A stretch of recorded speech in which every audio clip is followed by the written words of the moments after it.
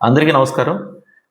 గత వారం రోజులుగా రూపాయి మారకం విలువ డాలర్‌తో పోలిస్తే దాదాపు రూ. 90 పెరిగింది. ఇది రికార్డ్ స్థాయి అన్నమాట. ఇప్పటివరకు ఈ స్థాయికి ఎప్పుడు రూపాయి పతనం కాలేదు. అయితే ప్రభుత్వంలో ఉన్నటువంటి కొంతమంది పెద్దలు చెప్తున్నటువంటి దాన్ని బట్టి చూస్తుంటే అంటే ఆర్థిక శాఖ మంత్రి నిర్మలా సీతారామన్ గారు, అదేవిధంగా నీతి ఆయోగ్‌లో ఉన్నటువంటి కొంతమంది అధికారులు చెప్తున్నది ఏంటంటే రూపాయి పతనం కావడం మంచిదే అని చెప్తున్నారు. దీంతో పెద్ద ఎత్తున ట్రోల్ అవుతుంది.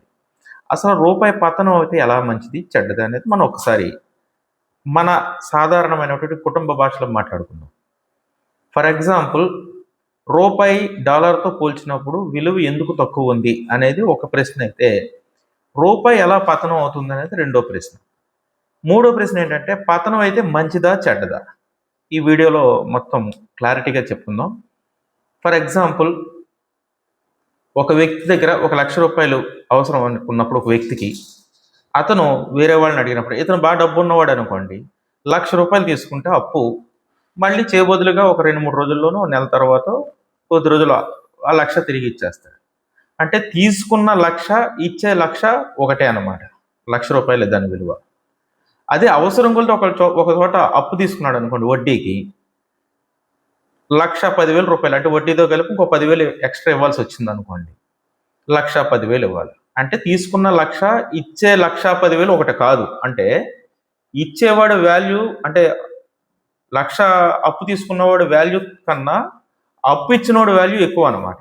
అంటే వాడి దగ్గర మనం డ్యామేజ్ అయినట్టే కదా, అంటే 10,000 ఎక్కువ పే చేస్తున్నాం. అంటే లేనివాడు ఖచ్చితంగా ఆడి దగ్గర ఉన్న విలువ కన్నా ఎక్కువ మొత్తం చెల్లించి వాడు తీసుకున్న మొత్తానికి ఇవ్వాలి. ఇది సహజంగా వడ్డీ వ్యాపారం అనేది జరిగేది. ఇక్కడ కూడా అంతే. అమెరికాతో మనము వ్యాపారం చేసినప్పుడు వాళ్ళు ₹1 ఇస్తే మనం ₹80 ఇవ్వాలి. అంటే వాళ్ళు $1 ఇస్తే మనం ₹90 ఇవ్వాలి ఇప్పుడున్న లెక్క ప్రకారం. సో ఇప్పుడు ఎవరి వాల్యూ ఎక్కువ, ఎవరు అప్పుల్లో ఉన్నట్టు, ఎవరు ఇబ్బందుల్లో ఉన్నట్టు, ఇది సాధారణ ప్రజలకు కూడా అర్థమయ్యే భాషలో అనమాట. ఇక ఎందుకు పతనం అవుతుంది, ఎందుకు తగ్గుతుంది, అంటే రూపాయి విలువ ఎందుకు తగ్గుతుంది, ఎందుకు తగ్గుతుంది అంటే ఇక్కడ ఎప్పుడైనా సరే ఒక దేశంతో ఇంకో దేశాన్ని పోల్చినప్పుడు ఆ దేశం దగ్గర ఉన్నటువంటి వస్తువులు మనం ఎంత తీసుకుంటున్నాం, మన దగ్గర ఉన్నటువంటి వస్తువులు ఎవరికి మనం ఎంత ఇస్తున్నాం, ఇంపోర్ట్స్ అండ్ ఎక్స్పోర్ట్స్, ఎగుమతులు దిగుమతులు అంటారు. దీని ప్రకారం మన వాల్యూ మారుతుంటుంది. ఫర్ ఎగ్జాంపుల్ మనం ఒక వ్యక్తి దగ్గర ఎక్కువ సార్లు డబ్బులు తీసుకుని అవసరాలకి వివిధ రూపాల్లో డబ్బులు కానీ వస్తువులు కానీ బట్టలు కానీ తీసుకున్నప్పుడు మనం చాలా తక్కువ అతనికి ఇచ్చినప్పుడు ఇక్కడ ఎవరు డబ్బు ఉన్నవాళ్ళు ఎవరు డబ్బు లేనివాళ్ళు తేలిపోతుంది. ఎక్కువ ఇచ్చినవాడు డబ్బు ఉన్నవాడు వాడు హ్యాపీగా ఉంటాడు, తీసుకునేవాడు డబ్బు లేనివాడు. సేమ్ ఇది కూడా అంతే. మనము అమెరికా దగ్గర తీసుకునే వస్తువుల కన్నా అమెరికాకి మనం ఇచ్చే వస్తువుల సంఖ్య చాలా తక్కువ.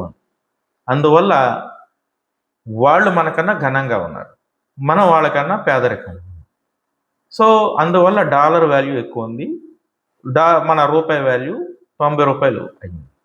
ఇక పతనం అవుతుంటే మంచిది అని చెప్పడం అనేది ఎంత అమాయకత్వం మనం అర్థం చేసుకోవాలి. మూడో ప్రశ్న అంటే అవతలోడి దగ్గర ఉన్న డబ్బు కన్నా మన దగ్గర ఉన్న డబ్బుకు వాల్యూ తక్కువ అనుకున్నప్పుడు పతనం అవడం మంచిదా చెడ్డదో ఆర్థిక శాఖ మంత్రి గారు, నీతి ఆయోగ్లో ఉన్న అధికారులు తెలుసుకోవాల్సిన అవసరం ఉంది. ఇది కేవలం ప్రజలను తప్పుదో పట్టించడమే. ఒకవేళ పతనం అవడమే మంచిదైతే 2012లో అంటే 2014కు ముందు స్వయాన గుజరాత్ ముఖ్యమంత్రి ప్రస్తుత ప్రధానమంత్రి గారు మోడీ గారు అప్పుడున్నటువంటి కాంగ్రెస్ ప్రభుత్వాన్ని చాలా తీవ్రంగా విమర్శించారు. బంగ్లాదేశ్ రూపాయి పడిపోవట్లేదు, నేపాల్ రూపాయి పడిపోవట్లేదు, శ్రీలంక రూపాయి పడిపోవట్లేదు, ఇండియా రూపాయి ఎందుకు పడిపోతుందని చాలా ఘోరంగా విమర్శ చేశారు. ఇది ప్రభుత్వ వైఫల్యం అని ఆయనే చెప్పాడు ₹64 ఉన్నప్పుడు. ఇప్పుడు ₹90 అయ్యింది. ఇదంతా పక్కకు పెడితే స్వతంత్రం వచ్చే నాటికి ఒక డాలర్ వాల్యూ ₹3. దీన్ని మూడు దశలుగా మనం విభజించవచ్చు. 1990 వరకు ఒక దశ అయితే 1990 నుంచి 2014 వరకు రెండో దశగా మనం చూడాలి. ఎందుకంటే 1990లో సంస్కరణలు వచ్చాయి, వ్యాపార సంస్కరణలు, ప్రపంచ సంస్కరణలు వచ్చాయి. కాబట్టి అప్పటి వరకు ఉన్న దశగానే మనం చూడాలన్నమాట. అప్పటి వరకు ₹40 పెరిగితే అప్పుడు ఈ గడిచిన 1990 నుంచి 14 వరకు ₹64 చేరింది. అంటే కాంగ్రెస్ హయాంలో దాదాపు 64 సంవత్సరాల్లో ఏడాదికి ₹1 చొప్పున యావరేజ్గా పెరిగింది అనుకుందాం. కానీ ఈ బీజేపీ ప్రభుత్వం వచ్చిన తర్వాత 2014 నుంచి 25 రూపాయలు పెరిగింది దాదాపు. అంటే సంవత్సరానికి 2.5 రూపాయలు చెప్పిన ఎక్కువ పెరిగింది, 2 రూపాయల పైనే పెరిగింది. సో అప్పుడు మోడీ గారు చేసినటువంటి విమర్శ కరెక్ట్ అయితే ఇప్పుడు పతనం అవుతున్నది అనేది తప్పు అన్నమాట.